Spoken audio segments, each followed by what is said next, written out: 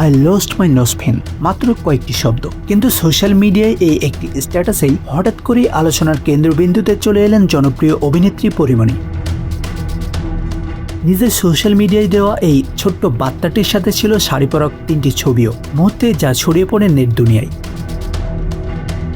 কিন্তু প্রশ্ন একটাই, আসলে কি হয়েছে পরীমনির? নাকি নথ হারানো? এটা কি শুধু একটি সাধারণ ব্যক্তিগত ঘটনা, নাকি এর পিছনে লুকিয়েছে অন্য কোনো গল্প?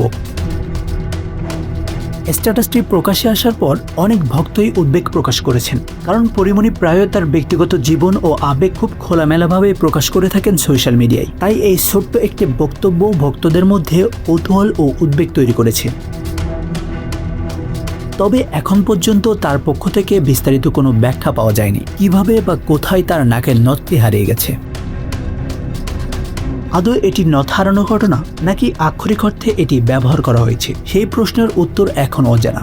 বাংলাদেশের বিনোদন জগতে পরীমনি সবসময় আলোচনার কেন্দ্রে থাকেন, কখনো সিনেমা, কখনো ব্যক্তিগত জীবন, আবার কখনো সোশ্যাল মিডিয়ার পোস্টকে ঘিরে। তাই নোসপিন হারিয়ে গেছে এই সাধারণ ঘটনাও ভাইরাল আলোচনায় পরিণত হতে সময় নেয়নি।